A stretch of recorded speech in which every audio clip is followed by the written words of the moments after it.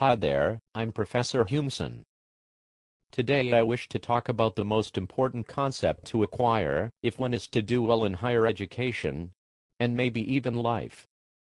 The notion of a valid argument. Primarily because it is at the core of reasoning and what it means to be a rational person. Why is reasoning so important? It is at the center of sorting through what we should believe and what we should dismiss. To be a critical reasoner means, at a minimum, that we should not accept as true claims merely because it was advanced by an authority.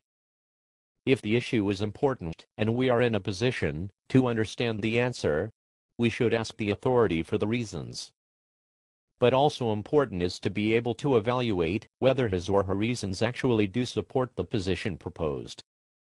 We would be dopes if we just accepted that the reasons confirmed the proposition without checking whether his evidence actually supports the position. Those interested in Western philosophy are a special breed.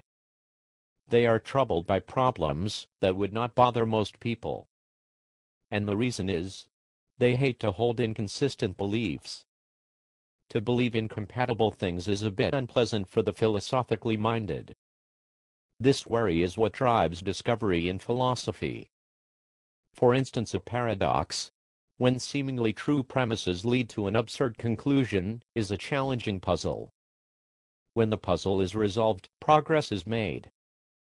So, if someone offers a valid argument, where it is impossible that the premises be true without the conclusion being true, and the philosopher believes the premises but doesn't believe the conclusion, there is a discomfort, but also a challenge.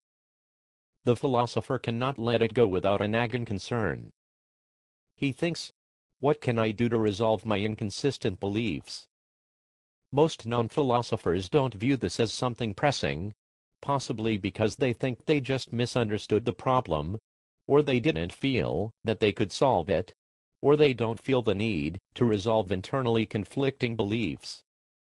But the philosopher treats an argument seriously. If good reasons are given for a position and weak reasons are given for the contrary, to accept the contrary is a personal disgrace. It is a virtue for those in philosophy to believe only what is rational to believe, no matter how much one wants the opposite to be true. If the philosopher believes the conclusion of a valid argument to be false, he feels the pressure to find at least one false premise. And so, the concepts of good reasoning and valid argument are crucial in advancing communication between colleagues in philosophy. Let us reflect on the implications of this.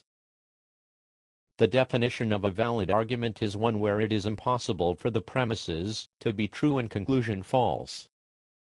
Thus, the notions of true and false must be meaningful to conduct the enterprise of Western philosophy.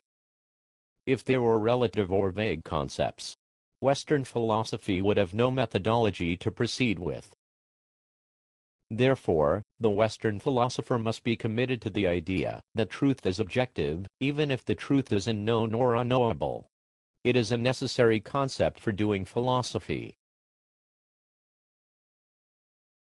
That's all for today. See you next time.